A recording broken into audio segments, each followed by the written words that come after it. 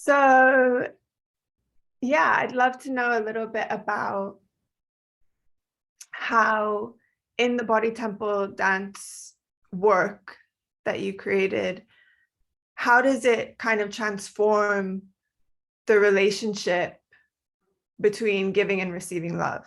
Like, how does that manifest for you, and how have you seen it in your clients' transformation? Yeah.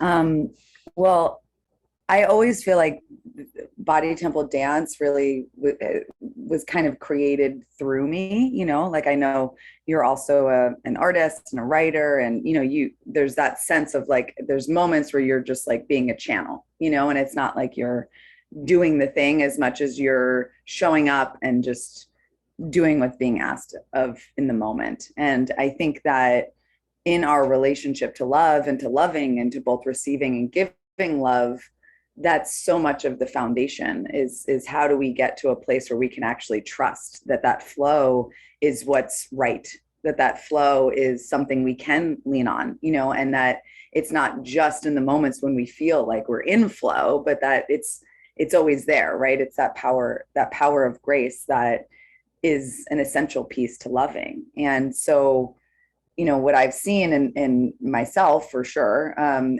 in those of us and in those people that show up, is the willingness to be with and to relate to the more uncomfortable aspects, like even pleasure, for a lot of us is uncomfortable actually, because we weren't really taught how to be with our own pleasure. But if we look at the more obvious things like fear or grief or loss, when we're willing to relate to that and even to start having that conversation. Like recently in the last body temple dance class, somebody was saying how, it was the first time that she even really thought about what her fear was, because I was kind of giving the instruction to like, as we're moving, let fear into the room, like just bring it into the room, just let it be there, and she was somebody who was a big caretaker, you know what I mean? And I think a lot of women and a lot of people with vaginas really have this experience where it's almost disorienting to turn the focus back onto our own experience. And and it was really cool because it showed me how the experience of loving ourselves, it's not just me loving myself, it's like there's always more aspects of me there that I'm uncovering that are still unloved. It's like a forever thing. I don't think it's going to end, it's just more and more like, wow, here's this, got to keep getting in there and keep loving more. But that actually is connected to my service in the world. Like I can't do one without the other and be authentic. And so, someone else shared in that class how, they felt like that at the same time they came as well, but they were on their fourth or fifth class, and they were like, I'm finally starting to feel like I'm understanding the language more, like how, like the language of actually relating to different aspects of ourself, but also just different states in our nervous system or different ways of reacting to different things in our lives, because it's never going to be perfect. And love doesn't really invite us into an experience of perfection. It invites us into a messy, beautiful journey, of wholeness. And to me, that's really what these practices and the way the work has moved through me to be in this context right now as body temple dance, working with our emotional landscape, working with how we're relating, working with being in a group and finding how to feel more comfortable being ourselves in that way is a huge part of it. I love that idea that you talked about just now of like, there's never going to be parts of ourselves that don't feel unloved, and that like we just have to keep letting the love in. And I think there's maybe sometimes a misconception of like, oh, if I just foster some self-love, then I'm good. But really leaning into love is about seeing the part, like finding the parts of yourself that maybe you didn't realize weren't unloved or were unloved. And body temple dance helps us uncover those parts of ourselves, like that person who was in class last week who didn't even know what their fear was. It's so interesting to see what bubbles up when you just start paying attention. And I feel like in body temple dance, that's so much of it, is that paying attention, right? Yeah. And having that space to witness yourself. You know, someone else actually shared in an Instagram comment, like, I guess they had done the recording and they were like, I had this experience of witnessing myself, which never happens, you know? And so it's like, it's not just about like, oh, being in our emotions and feeling our emotions. And that's a huge part of it. Like, how do we even create the safety in our system to be able to do that, first of all? But then also, like, how do we strengthen that muscle of like bearing witness to our own experience, but also to others' experiences, right? And allowing them to be separate, allowing us to have that. And what you're saying so beautifully about, you know, those deeper and deeper layers that we uncover, you know, around what parts aren't being loved is a huge part of why, you know, we offer structure, especially when we do our trainings. We really break down like, this is a structure, this is a language, right? This is a language for movement. This is a way that you can start to perceive your own experience and other people's experience from a nervous system perspective and from a deeper soul perspective.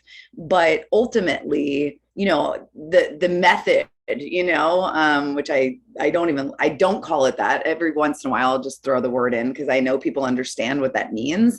But I believe that anything that gets kind of mythologized, I don't know if that's a word, for too much, it dies. Like, for me as a creative person, as a person who's super sensitive to energy, because all this work is energy healing, like relationships, intimacy, it's all about energy. It's like, whose energy are we picking up and how are we dealing with our own energy, you know? And so I don't function like that. You know, if something is too structured, I just don't relate to it anymore because it doesn't feel like I'm a part of the experience. It feels like I'm being talked to in a way that doesn't actually feel good. And so, you know, we offer a structure for people that do decide they want to teach this practice or take it into their own practices, into their own ways of working with people. But there's a ton of room. And this is the piece that I think is important for your experience and for you to share your experience, because that language that comes to you while you're doing an unwinding movement in your wrist, for example, and you have an image of a snake, you know, and this like snake is, you know, somehow unraveling, or you feel that skin kind of coming off of the snake. I don't know, I'm just making something up, right? I've never had that image, but you know, it's like that language right there. When you then share that with somebody, there's a relationship to it. So the resonance that's in your voice, that's holding this space of guidance, that's holding the space for someone else to have their own experience, is coming from a deeper place. And that's part of what I think, at least what we hold space for, is how do we feel satisfied in our connection to one another when we're doing healing work? Because I know a lot of us, including myself, have, you know, we go to things and it's just not satisfying because it's not penetrating down into the layers that we want to be penetrated into. And I really find that cultivating that in these spaces creates a more like, we become more willing to risk doing that in our lives, where it feels more scary, you know, where we have more attachments.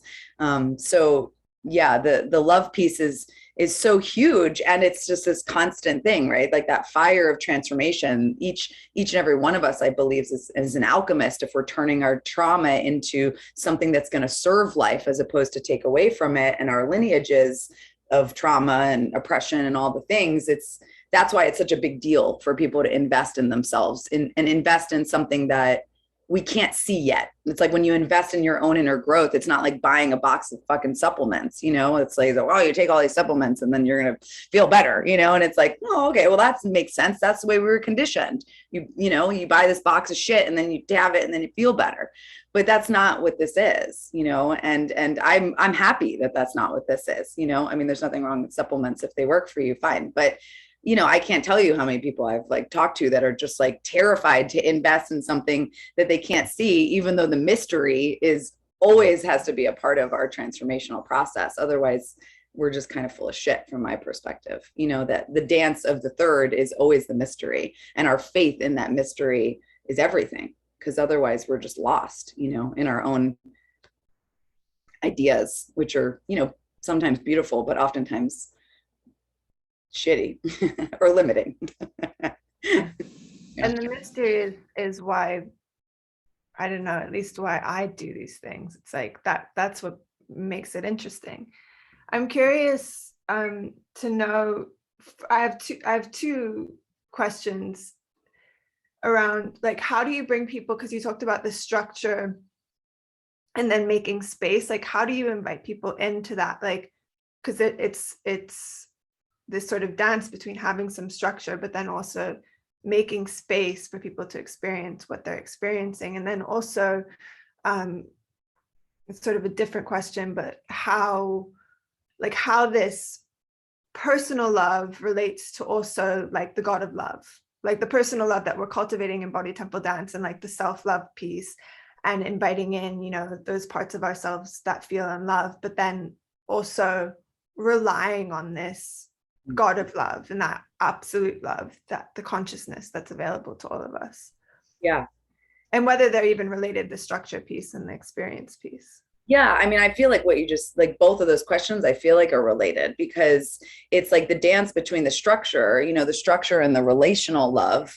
Well, let me just say, relational love, just to kind of, for people that don't know this language, is, you know, the love we share with other humans, with things we can kind of see and touch. And absolute love is when we're relating to unconditional love, like the unseen, right? But it could be represented by your own choice of God or goddess. It could be represented by the sun, you know, something that's constant, the ocean. Like there's just this absolute love, right? Nature provides that to us. And relative love is, it's not necessarily, it might have threads, and we might have certain relationships that represent that unconditional love, and we want to learn how to hold that for ourselves, but it's always going to be imperfect because we're human beings, you know, and that's just the way it is. So I feel like how to hold space, but also give enough structure to where it doesn't feel like you're not being held, but it also doesn't feel like you're being suppressed. I mean, you know, I think that that's a great question in general for all of us. It's like, how do we do that in a relationship? I don't know. But, you know, I think when we're coming together in these spaces where, you know, we can permit for that, part of it is, like I said, how are you having your own experience, right? That's why, like, in our trainings, we welcome people that just want to do the work on themselves, that aren't necessarily sure that they want to lead, because even the people that are going to lead, it's like you want to have your own direct experience if you're going to lead something. I don't lead anything that I haven't had a direct experience with.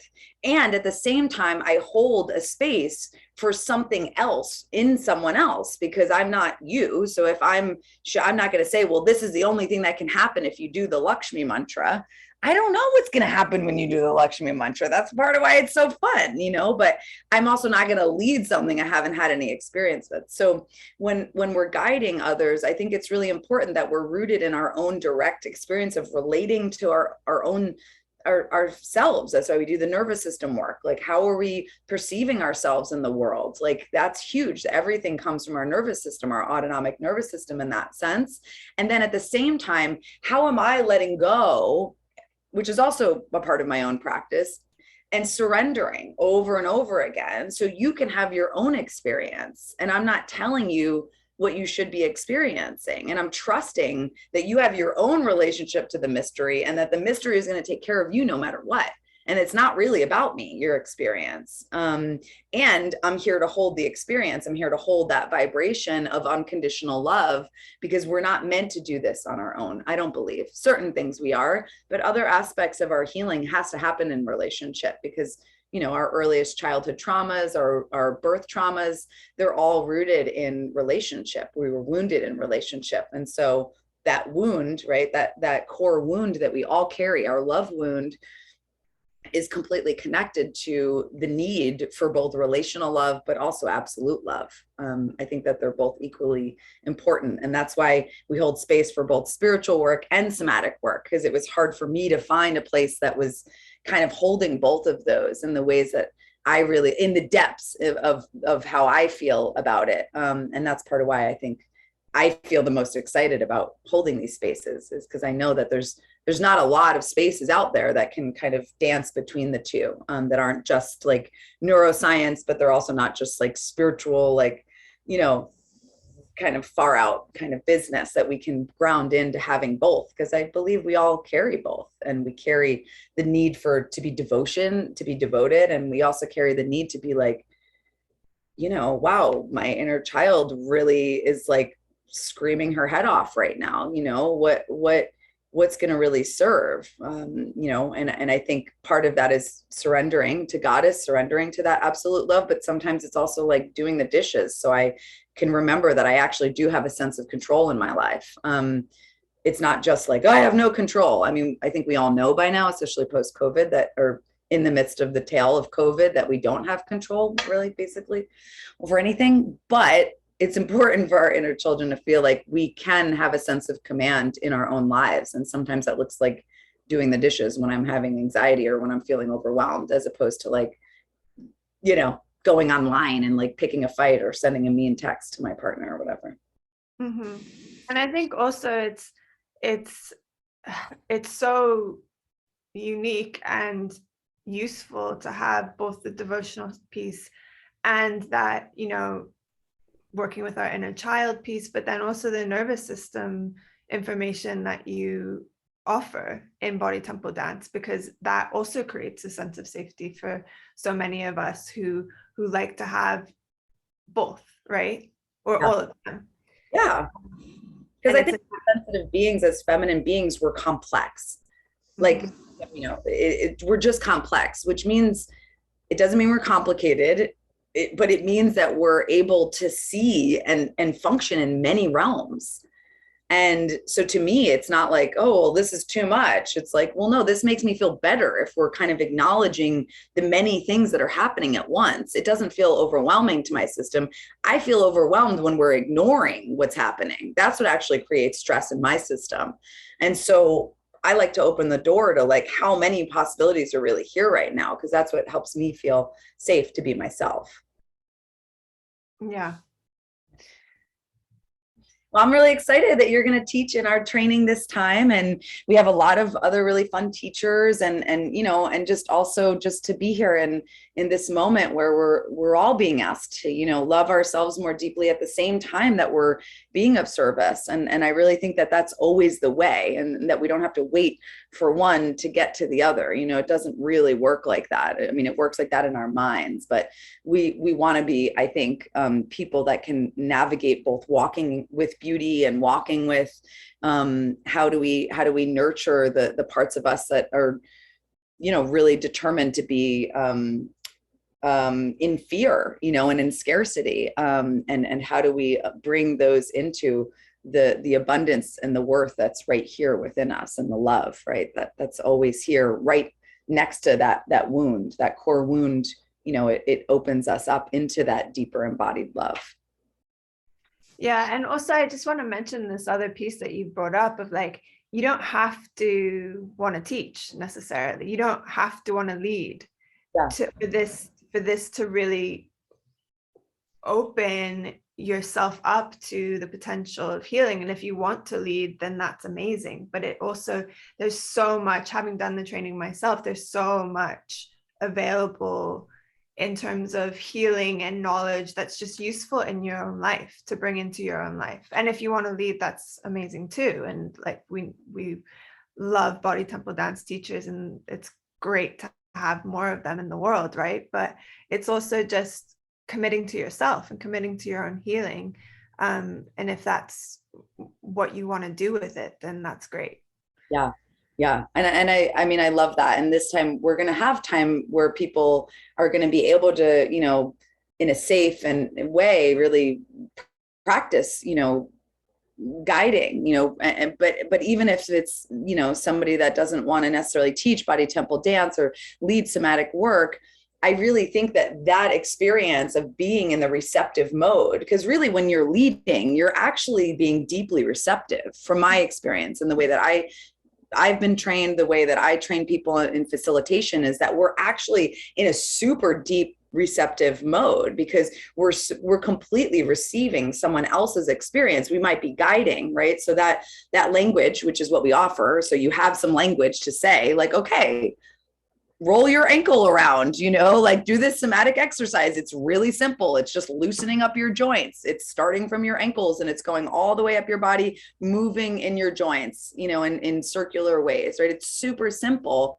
But when you're witnessing somebody in that experience, you're learning and you're receiving, wow, what's happening in this person's body, and you'll have your own intuitions and insights. And that's also a part of the learning. So even if you're not wanting to lead, which obviously if you are, or you already do, it's going to deepen your capacity to facilitate and to actually receive both spirits, guidance, your own, helpful ancestors and guides and angels. And, I think we're listening to a much broader thing when we're facilitating, hopefully.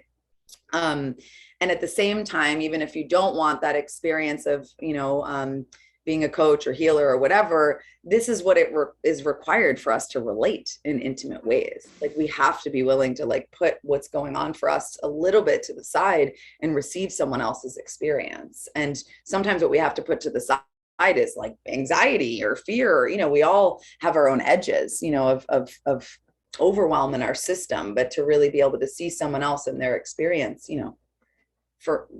this is how we learn to relate in healthier ways and heal those patterns of codependency and all the things we've been taught. Yeah. And in my own direct experience, it's helped so much in other areas of my life. Learning how to guide various modalities has been one of the biggest healings for me in terms of relating. Yeah. Like whether it's with a group of people or whether it's just with someone, someone I'm in relationship with. So because there's a confidence that I think we all, there's a huge insecurity, especially around our vulnerability, because our vulnerability is connected to our wounding. So we all have that experience, when we're being vulnerable, it brings up our wounding. It feels scary. And we don't have confidence with it. Right. And that confidence is something we can cultivate. And it takes time, but, and there's always more edges, right? If you're somebody like me, who just always wants to get to the most vulnerable thing, it's just, there's always more. But I also think that confidence, it comes as we practice, and we all have to start somewhere. The first time I taught a yoga class, I was mortified. I mean, the entire time. And also at the end of the class, I went into the deepest shame spiral that I'll never forget. I was crying and I was apologizing to everybody at the end of the class. It was it was horrific. And people were like, that was a good class. There were just people in my teacher training. I was like, I'm so sorry. Are you okay? Are you okay? I was so ashamed because it was something I really cared about. And, I've held a ton of shame around being vulnerable and being myself. It's the main thing that I've worked with and healed in this, these 16 years of doing this different kinds of healing work. So it's, I get it. I get the fear is super real and it's ancestral and it's trauma, but it's not ours, so we can do something with it. And I think we all need more and more of that if we're wanting to lead, and if we want to be leaders in love in a way that's really rooted in decolonizing the ways that we've been taught, which is, I just feel really, strongly about these days. Yeah, definitely. And it's so important that we have places that we can go to be seen in this way. Yeah. Great. Well, thanks, Nora. It was good chatting with you. Yeah. And anybody that wants to sign up, where to find us, bodytemple.church. And if you have any questions, you can DM me on Instagram at Art of Loving, or you can send us a note at support@bodytemple.church. Thanks.